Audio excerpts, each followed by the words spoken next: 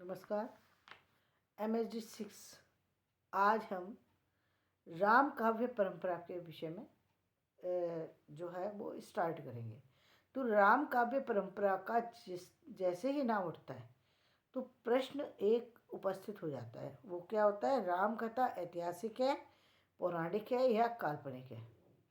दूसरी बात, लोगों के मन में यह भी प्रश्न उभरता है कि राम ऐतिहासिक पुरुष हैं, पुराण के पुरुष हैं, मिथक हैं या भावनायक हैं या लोकनायक हैं। आखिर ये सारी चीज़ें हैं क्या?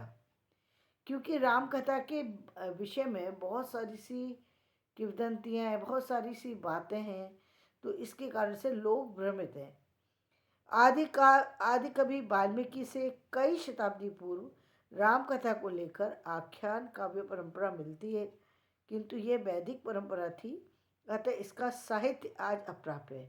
ऐसी स्थिति के कारण वाल्मीकि कृत रामायण प्राचीनतम उपलब्ध राम काव्य है। यानी हम वाल्मीकि कृत जो रामायण है उसको ही हम आदि काव्य के रूप में देखते हैं, क्योंकि हमें इससे पहले की जो वैदिक में आख्यान परंपरा के अंतर्गत जो राम की कथा मिलती थी वो अब हमें कहीं उपलब्ध नहीं है, इसलिए है। और ये जो काल है, ये काल है 4वीं शताब्दी ईसा पूर्व का काल है, जबकि हमें वाल्मीकि कृत लिखित रामायण जो है वो प्राप्त हुई है, जिसके आधार पर हम राम के विषय में जानते हैं। अब ये तो रही राम काव्य परंपरा की सामान्य बात है।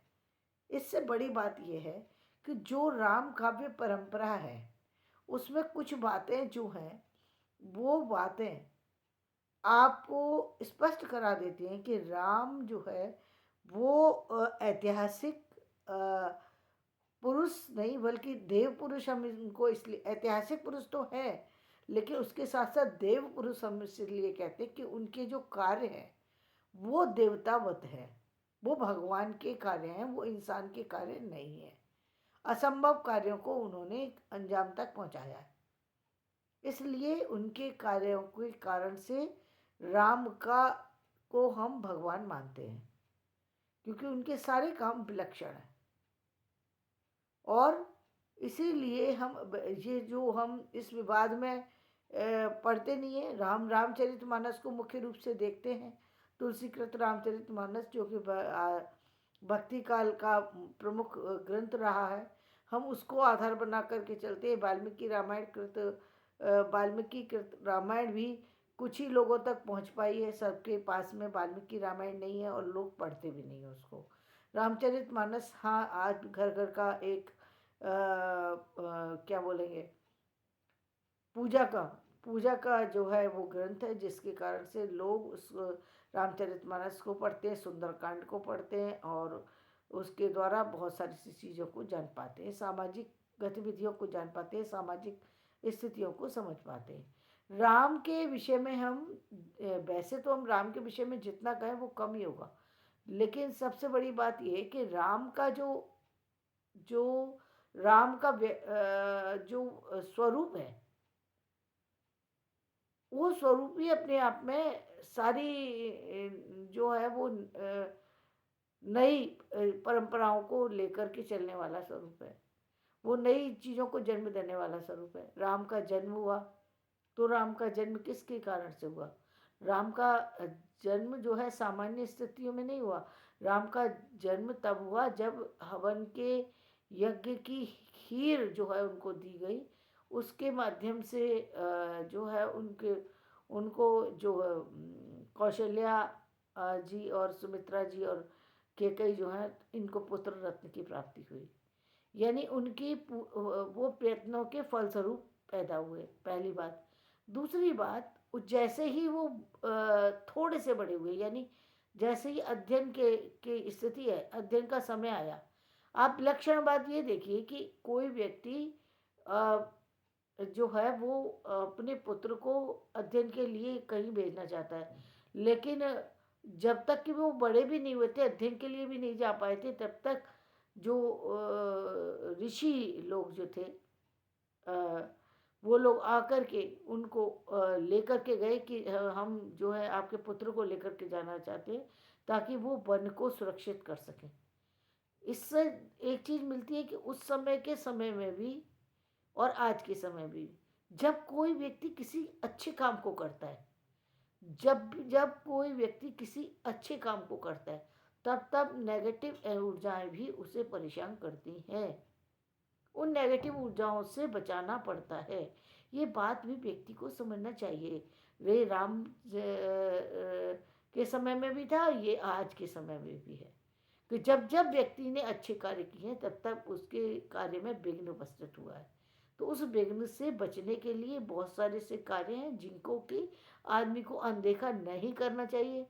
पहले ये कार्य जो है राज दरबारों में हुआ करते थे। राज दरबारों में प्रमुख रूप से इसलिए हुआ करते थे कि राजाओं के पास आर्थिक साधन थे, दूसरे वो पंडितों को रख सकते थे, अच्छे पंडितों को, तो वो अपने पास रखते थे और फिर ये सारी पूजाएं वगैरह संपन्न कराते थे और इस तरीके से नेगेटिव एनर्जी को दूर करते थे। जो नेगेटिव ऊर्जाएं जो कि उनके कार्य में उपस्थित हो जाती थी, उनके युद्ध के मैदान में उपस्थित, उनके पारिवारिक समस्याएं जो होती थी उनका समाधान करते थे। लेकिन आज हम राम काव्य परंपरा की बात करें तो आज हम राम के उस स्वरूप की बात कर रहे हैं जिसमें कि राम किस शताब्दी से आगे बढ़े हैं। तो राम को हम चौथी शताब्दी से चौथी शताब्दी ईसा पूर्व से उनको लेकर के चलते हैं।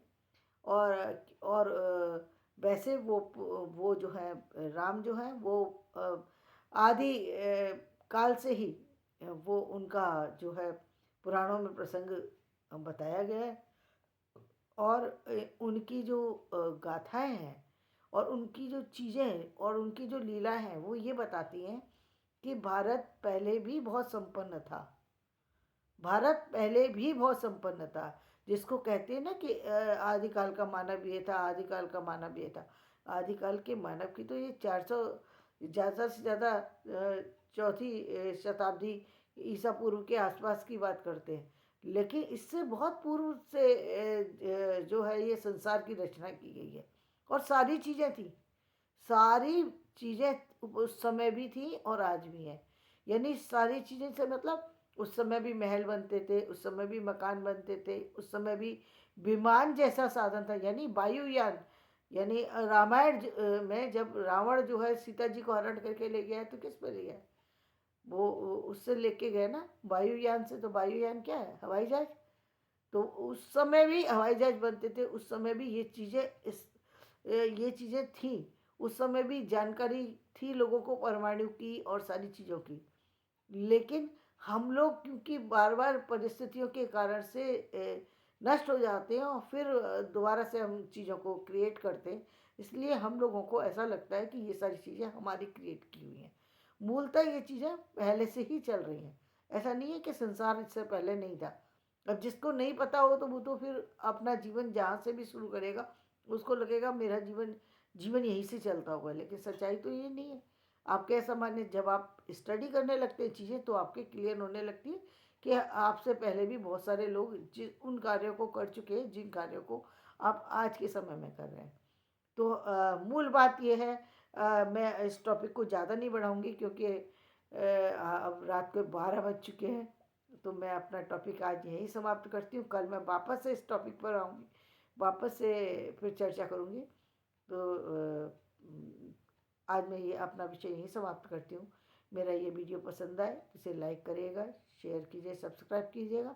और फिर हम वापस से ये कहेंगे कि चौथी शताब्दी में राम का जो है वो राम के जन्म की कथा, राम के बारे में लोगों को जो है जानकारी हासिल हुई है। राम का जन्म तो बहुत पहले हुआ है, सतयुग में, सभी जानते हैं सतयुग में हुआ है। फिर लेकिन उसके बारे में जानकारी जो है वो बहुत बाद में हुई है। तो धन्यवाद। कल हम इससे आगे की चर्चा करेंगे।